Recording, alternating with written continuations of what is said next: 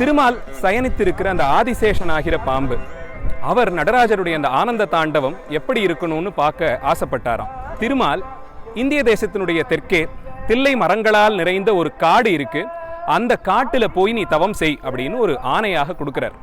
அங்கிருந்து புறப்பட்டு வந்து பதஞ்சலி அப்படிங்கிற பெயரோட ஒரு முனிவரா இந்த காட்டுல தவம் செய்தாராம். அவருக்கும் முன்பாகவே வியாகிரபாதர் அப்படின்னு ஒருத்தர், அந்த பேரே ரொம்ப வித்தியாசமா இருக்கும், புலிக்கால் உடைய முனிவர். ஒரு தை மாசத்துல பூச நட்சத்திரத்துல வியாழக்கிழமை அந்த ரொம்ப அற்புதமான ஒரு காலத்தை தேர்ந்தெடுத்து சுவாமி மத்தியான வேளையில இங்க எழுந்தருளி ஆனந்த தாண்டவம் புரிந்தாராம். அவ்வளவு சுலபமா அது நடந்துடுச்சான்னு கேட்டா இல்ல.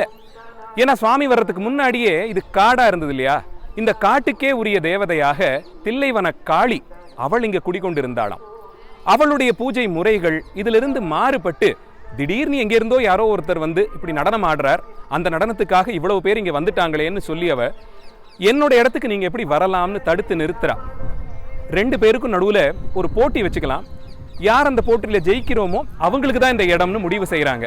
சுவாமி செய்த எல்லா கரணங்களையும் அபிநயங்களையும் காளியும் செய்தாளாம். இப்படியே போய்கிட்டு இருந்தா இதுக்கு ஒரு முடிவு வேணுமே. அதனால சுவாமி பார்த்தார், திடீர்னு தன்னுடைய ஒரு காலை இப்படி மேல தூக்கி ஆகாயம் பார்த்து தூக்கினார். அதுக்கும் ஒரு காரணம் வச்சிருந்தார். அவருடைய ஒரு காதுல இருந்த குழை அவருடைய ஆடல் வேகம் தாங்காம கீழே விழுந்துதான். ஆடிக்கொண்டே தன்னுடைய கால் விரல்களால் அந்த குழையை பிடித்து தூக்கி கால் அப்படியே உயரமா மேல தூக்கி காதுகள்ல அந்த குழையை போட்டு கொண்டாராம்.